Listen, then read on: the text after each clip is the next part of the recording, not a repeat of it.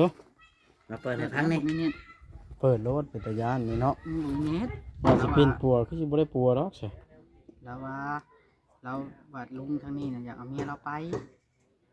ที่จริงบ่แม่นว่าอยากเอาไปนะอยากปัวเราบ่เข้าใจลุงแล้วก็เข้าใจพี่ทีมงานไปกันใหญ่แล้วเดี๋ยวนี้ เทินนะ ตกลงสิบ่ได้ปัวชาวใบเนาะของเราเนี่ย ได้ปัวกันลุงเราเอาไปปัวแล้ว เรา ได้ บ่ ปัว ไป บ่ไปกันแบบอ้ายเฮาแล้วจับไป อืม เอาผู้บ้านบ่มาจับ บ่แล้วเนาะเจ้าแล้วบ่จ้อยแล้วเนาะ มาแล้ว เพิ่นว่าบ่ดำเนินนั่นใดล่ะ เพชร ให้พ่อแพทย์ไปซื้อชุดกันหนาวน้ำเมียข่อยไปแจกได้ เจ้าสิพาไปบ่พาไปแจ้ง บ่พาบ่ได้แล้ววิทย์บุญวันชาตินี่แหล้ว ข่อยแล้วเฮือนผู้ใดข่อยจังไปนำนะ ไปก็บ่แม่นสิไปนอนกลางวันชั้นคืนเนาะไปแล้ว ไป คืน นอน มา เลยรู้ได้ บ่แล้วไปคำต้องหลองนี่เนาะ บ่แล้วไป ไปจ้ ต้ อ อง งไปบ่อนว่าก็ต้องเบิ่ง มัน เบิ่งแต่ละครอบครัวได้เป็นครอบครัวเฮาขึ้นเบิ่งเฮาจังแจ้งเฮาสิไปตั้งไว้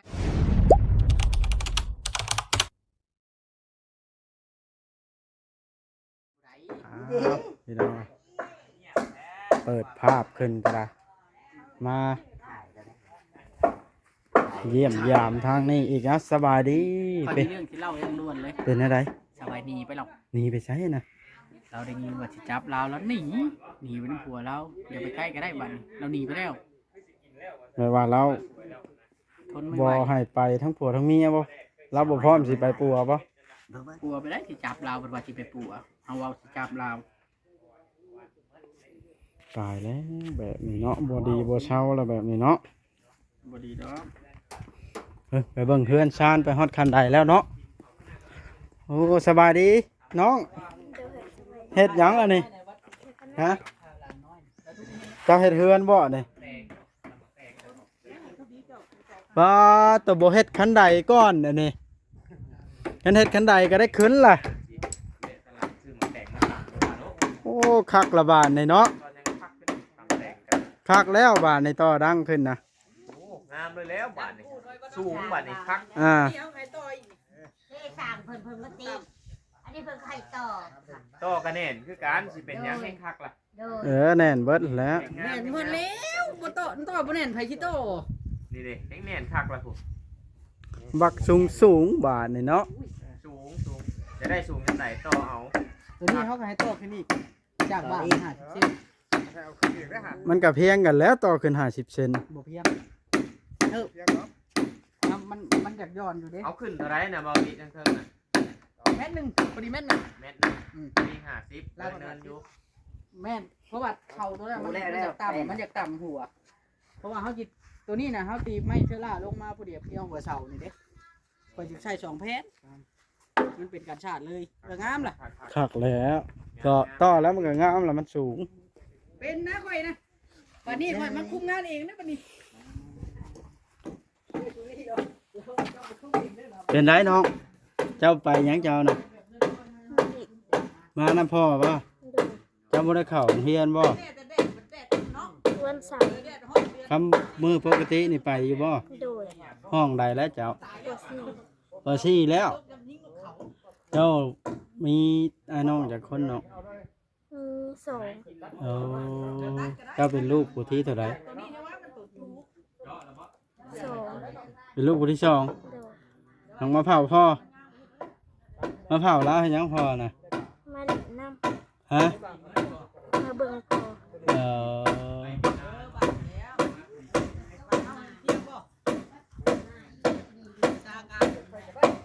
าดนี้ละ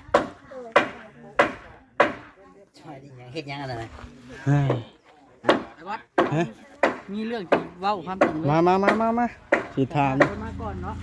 ถามเรื่องนางใบนะมาจ้อยมาถามเรื่องนางใบนี่เราลีมาฮอดก่อนคุณว่าได้ ยังไงนางไหวนะ คอยมาทำอิฐบ่คอยทานป้าแล้ว ชาวใบนำมาถามป้าแล้วนะว่า เขาสิเอาเฮาไปขังคุกบ่แล้วบ่นะ สบาย เฮาบ่ไปได้แล้วบ่นะลุงสิเอาเฮาไปขังเฉพาะเฮาบ่ไปแล้วว่าหั่นนะแล้วก็เบาน้อยเมื่อส่งบัดนี้จะเบิ่งแล้วคลิปเบาน้อยไอ้เถิดเว้านะ ยังแล้ว เข้าไปเบิ่งเด้อ ระบาดในไรนะ จังแล้ว เอามาเปิดเบิ่งดู มาเปิดให้ฟังนี่ นี่ เ เปิดรถเป็นตะยานนี่เนาะ เน็ต ว่าสิเป็นปัวคือสิบ่ได้ปัวดอกใช่ แล้วว่าเราบาดลุงทางนี้นะอยากเอาเมียเราไป ที่จริงบ่แม่นว่าอยากเอาไปนะอยากปัวเราบ่เข้าใจลุงแล้วก็เข้าใจพี่ทีมงานไปกันใหญ่แล้วเดี๋ยวนี้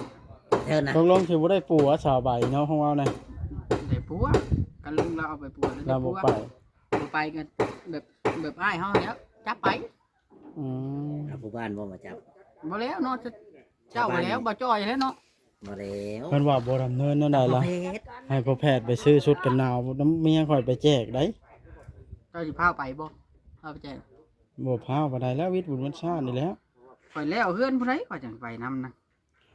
ไปก็บ่แม่นสิไปนอนกลางวันชั้นคืนเนาะไปแล้ว ไป คืน นอน มา เลยรู้ได้ บ่แล้วไปคำต้องหลองนี่เนาะ บ่แล้วไป ไปจ้ ต้ อ อง งไปบ่อนว่าก็ต้องเบิ่ง มัน เบิ่งแต่ละครอบครัวได้เป็นครอบครัวเฮาขึ้นเบิ่งเฮาจังแจกเฮาสิไปตั้งไว้แล้วแจกโลดน่ะบ่ได้มันวุ่นวายบ่ มันบ่ทันเนาะ มีแต่ว่าเฮาขึ้นไปกวดเบิ่งครอบครัวผู้ใดทุกข์ยากบ่มีเสื้อนุ่งเฮาจังหิวขึ้นไปให้เฮาเลือกให้เอง บ่แล้วสิใส่ถุงยางไว้แยกไว้ยังเขียนเบอร์ใส่เด้ถุงยางเฮาฮู้จักว่าเด็กน้อยประมาณใดใส่เบอร์นั้นเบอร์นี้แบบนี้นะ แบบเว้าง่ายๆซะคันเฮาไปแจกโลดแล้วให้มาเอาเบิดบ้านน่ะกับอีกอย่างทุนเฮามันบ่ได้หนาปานนั้นเฮา มัน เว็บ บ่ทั่วบ่ถึงเนาะ แม่นแหละเฮาบ่ได้เอาเรื่องว่าพอดีอยากอายมันผู้มีก็ไปเอา อืม ไปเอาและมาพอดีมันบ่ใช้ประโยชน์สูงสุด แม่น แบบว่าจ้อยนี่นะอยากก็เอาคือกันนี่นี่ก็ได้ คนรวยซำบ่จ้อย ว้า เด้ ข่อยบ่มีเงิน เอา เดือน อัน ใช้ นี้แปลว่าบางคนมันพะโล้ใดอันนี้ก็มีแต่ว่าเอาตามขั้นตอน แต่ละเคสเขาขึ้นไปแล้วเบิ่งมันแล้วหนาวเนาะเฮากันนั้นเจ้าบ่เอาผ้าห่มน้อยนะเพราะผ้าห่มตุ้มเลย กระผ้าห่มพร้อมมาแล้ว เจ้าพื้นน่ะ โย ร้อย จากพื้น100พุ่นได้ 7-80นี่แหล้ว 200เท่านั้ อัน น นี้บ่จ้อยแล้วจะไปตุ้มแล้วนะ ข่อยสิเอาไปตุ้มข่อยก็บ่มีคือกัน บ่อันนี้ก็เว้าไว้ อ๋อ ยังบ่ทันได้ดอกว่าไว้คงวางโครงการไว้นะ อืม เห็นแล้วเบาลีอันเอาเครื่องลงหานวัน เห็น อ แล้ ย่าว ลืมชื่อซอยเด้อ เอาเบียร์ว่า เบียร์ เอาเบียร์มา 30 ขาย ไปนี่รวมแล้วนะบ่จ้อย เห็นอยู่ในเพจน่ะได้ ไปยืมเงินมาได้ฮะ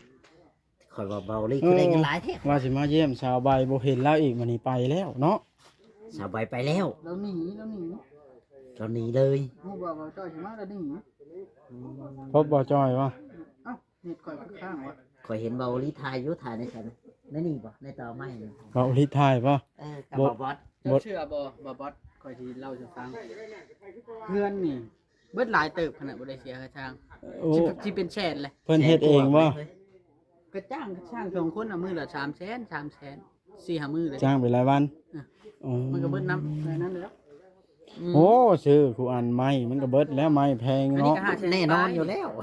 700ปลายได้750 500,000ปลาย ตอน 500,000เช้านี่ ตอนหนึงตับบ่แม่นแล้วเนาะ บัดไม้48น่ะมันก็ไล่โต95นั่นเพิ่นรุดแล้วได้ห่ะแต่เก่าน่ะมัน100,000บ่ได้เพิ่นสร้างเฮาสร้างลายแล้วเพิ่นรุดแล้วได้ห่ะ อืม น้องบ่าวจอย ว่าแบบว่าลาดิ แม่นค่อยพันคืนพันว่าบ่าวลาวเอาเงินให้ตู้เวียง10,000เหรียญ ก็จะได้หลายแท้นะ ไปพันแบบนั้นได้จังได๋ข่อยยังเป็นห่วงตู้เวียงอยู่บ่ได้โทรหาเราเป็นไดสิดอก ค่อยผัด การมาเกินพันได้เงิน พันนั่นปิงจับ จับกับแปด หอยใหญ่น่ะเป็นปิงมาจับกระดาษแล้วพี่จิ้มเอา หอยใหญ่จับ บ่ อีก จ้อยบังบ่หอยใหญ่ ต้มกิน ต้มกิน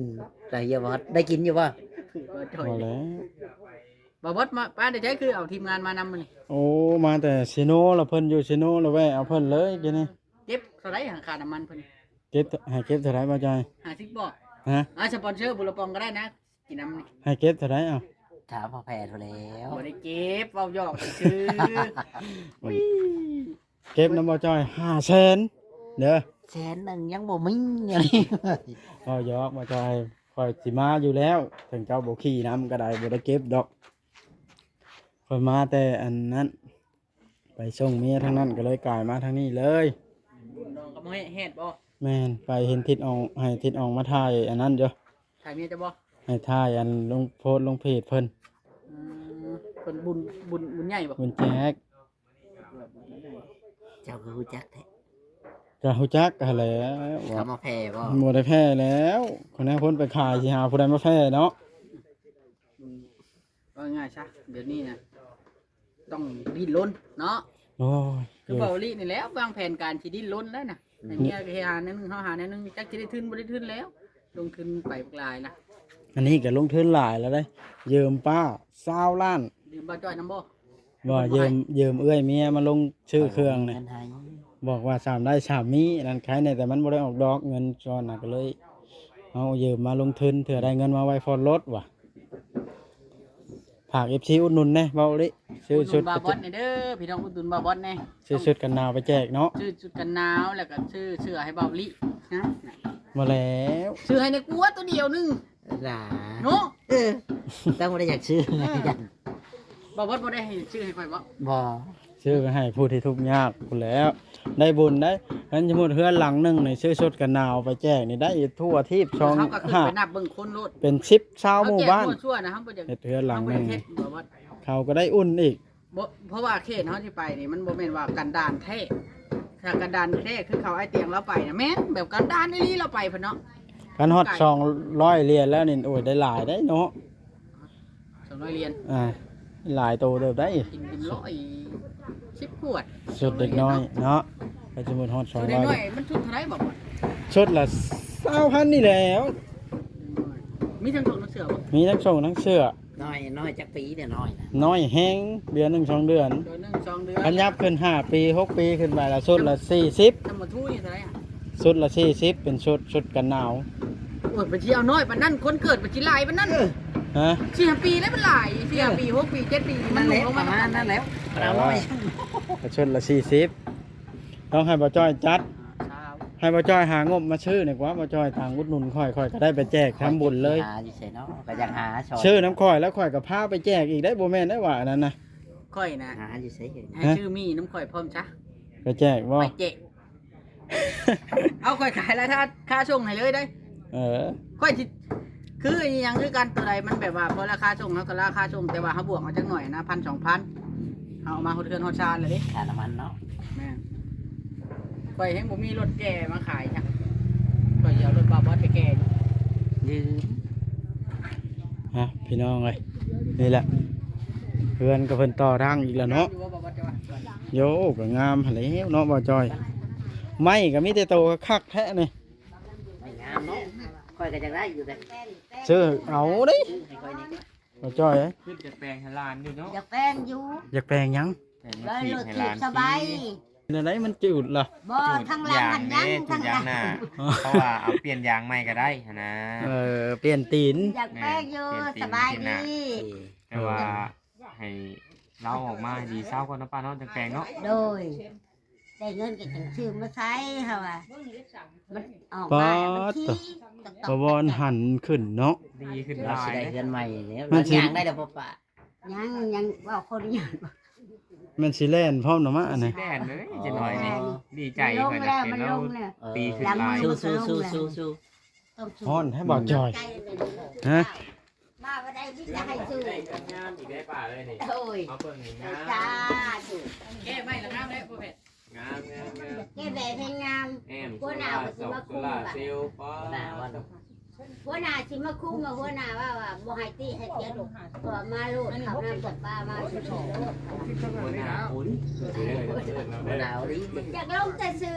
ห้องนั้นเดี๋ยวบ่โตบ่บ่ปืนว่าเขาได้ก็ยากเบิ่งมันอยากแทกมันทำกันเด้อ พี่น้องไงเนาะงามแล้วงามแล้วก็คือบ่ได้นั่นดอก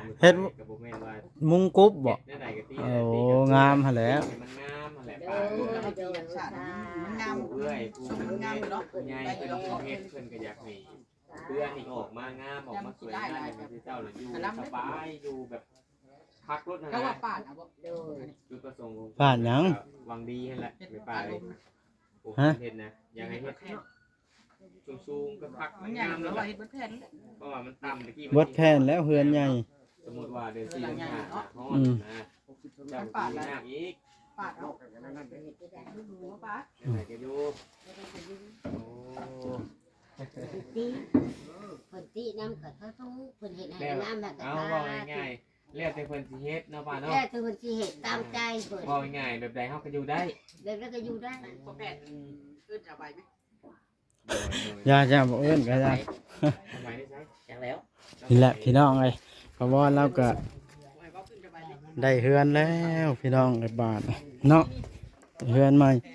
ฮะมางออกบ่ตูบนะ เขามีรถจักรขี่ได้เขาขี่รถจักรมาที่รถจักร นั่นเด้ก็ดีใจนำพี่น้องเอ้ยได้เฮือนได้ซานแล้วก็ได้เพิ่นปิ้นปัวเพราะพี่น้องเอ้ยก็ถือว่าเป็นบุญของเพิ่นเนาะนี่แหละผู้ห้องรับเพิ่นช่วยเหลือเนาะก็ปัดแล้วเราก็ห้องรับเอาสบายก็มาทำอิฐเราก็สิจักสิว่าแนวใดแล้วเนาะเราก็ได้ถือการช่วยเหลือเล็กน้อยเราก็ได้ข้าวได้น้ำอยู่เราก็พอได้กินอิงตามบุญของแต่ละท่านมาหาสาวใบบ่เห็นพี่น้องเอ้ย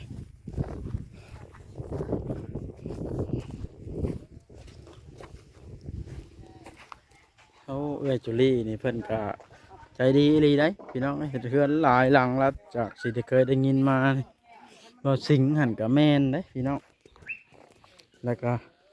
หลายคนนะบ่าวสวนหันก็แม่นหั่นแล้วก็โอ้หลายหลังทั้งบ่าวแสนเฮ็ดก็แม่นเบิดได้